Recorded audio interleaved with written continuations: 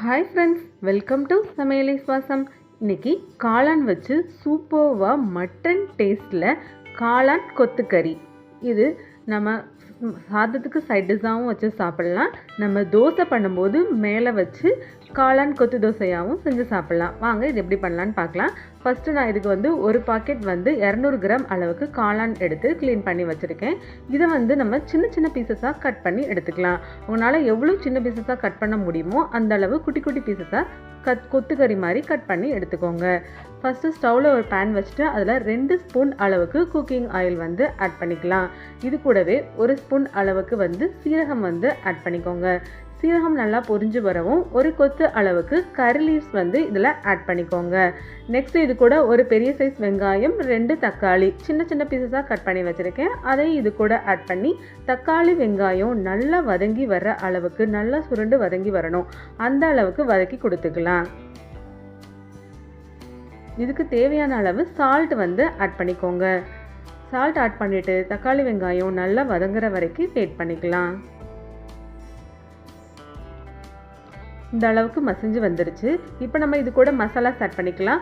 2 spoon அளவுக்கு chilli powder, 1 spoon அளவுக்கு மல்லித்தூள் ஆட் பண்ணிக்கோங்க. 1/2 ஸ்பூன் அளவுக்கு கரம் மசாலா ஆட் பண்ணிக்கலாம். நான் இதில் ஹோல் ஸ்பைசஸ் எதுவுமே ஆட் பண்ணலை, அதுக்கு பதிலாக கரம் மசாலா ஆட் பண்ணிக்கோங்க. ஆட் பண்ணிவிட்டு நல்லா மிக்ஸ் பண்ணி கொடுத்துக்கலாம்.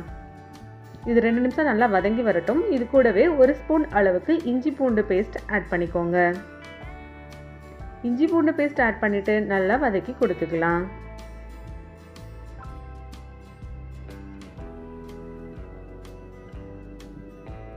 தக்காளி வெங்காயம் நல்லா இந்த மாதிரி வதங்கவும் இது கூட நம்ம கட் பண்ணி வச்சுருக்கிற காளான் பீசஸ் எல்லாமே ஆட் பண்ணிக்கோங்க. இந்த அளவுக்கு காளான் நல்லாவே சின்ன சின்ன பீசஸாக குட்டி குட்டியாக கட் பண்ணி எடுத்தாச்சு. அதை இது கூட ஆட் பண்ணி நல்லாவே வதக்கி கொடுத்துக்கலாம். இந்த டிஷ்க்கு நம்ம வாட்டர் எதுவுமே ஆட் பண்ண வேண்டாம். நம்ம காளான் ஆட் பண்ணி நல்லா வதக்கி கொடுக்கும்போது அதுலேருந்து கொஞ்சம் கொஞ்சமாக வாட்டர் பிரிஞ்சு வந்துடும். இந்த பாருங்கள், இந்த அளவுக்கு வாட்டரே நல்லா பிரிஞ்சு வந்துடும். இந்த டிஷ்க்கு காளானில் இருக்க வாட்டரே போதும், நம்ம எக்ஸ்ட்ராவாக வாட்டரை ஆட் பண்ணணுன்ற அவசியம் இல்லை. இந்த அளவு நல்லா வதங்கவும் ஒரு லிட் போட்டு க்ளோஸ் பண்ணிவிட்டு ஸ்டவ் சிம்மில் வச்சிடலாம்.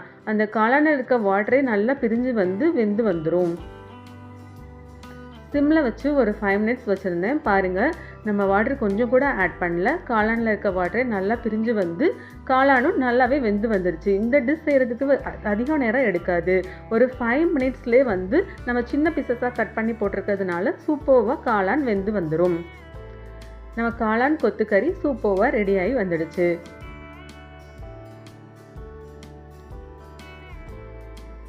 இதை நம்ம சாதத்துக்கு சைட் டிஷ்ஷாகவும் வச்சுக்கலாம். நான் இன்றைக்கி காளான் கொத்து தோசை எப்படி பண்ணலான்னு உங்களுக்கு காட்ட போகிறேன். இது கூடவே நான் ஃபைனலாக 1 ஸ்பூன் அளவுக்கு லெமன் ஜூஸ் ஆட் பண்ணிக்கிறேன். இது ஆப்ஷனல் தான், நீங்கள் தேவைப்பட்டால் ஆட் பண்ணிக்கோங்க, இல்லைனா ஸ்கிப் பண்ணிக்கலாம். லெமன் ஜூஸ் ஆட் பண்ணிவிட்டு நல்லா மிக்ஸ் பண்ணி கொடுத்துக்கிட்டேன். காளான் நல்லாவே வெந்து வந்துருச்சு. நான் ஃபைனலாக கார்னிஷ்காக கொரியாண்டர் லீவ்ஸ் ஆட் பண்ணிக்கிறேன்.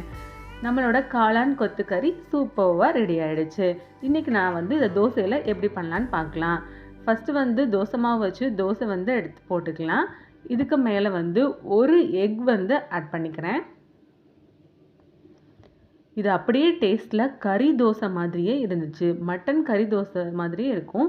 சூப்பர்வாக இருந்துச்சு. நீங்களும் இதே போல் வீட்டில் ட்ரை பண்ணி பாருங்கள். எக்கு நல்லா ஸ்ப்ரெட் பண்ணி விட்டுட்டு நம்ம ரெடி பண்ணி வச்சுருந்த காளான் கொத்துக்கறியை இது கூட ஆட் பண்ணிக்கலாம். 1 ஸ்பூன் அளவுக்கு ஆயில் ஆட் பண்ணிக்கோங்க. எக்கு ஓரளவுக்கு வெந்து வரவும் நம்ம ரெடி பண்ணி வச்சுருந்த காளான் கொத்துக்கறியை இது கூட ஆட் பண்ணிக்கலாம்.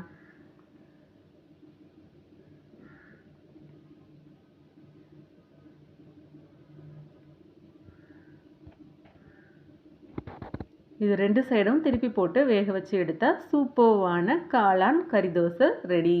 இந்த ரெசிபி உங்களுக்கு பிடிச்சிருந்துச்சுன்னா மறக்காமல் நம்ம சேனலை லைக் அண்ட் சப்ஸ்கிரைப் பண்ணி வச்சுக்கோங்க. உங்கள் ஃப்ரெண்ட்ஸ்க்கும் ஷேர் பண்ணி வச்சுக்கோங்க. சூப்பர்வான காளான் கறி தோசை ரெடி. Thank you friends.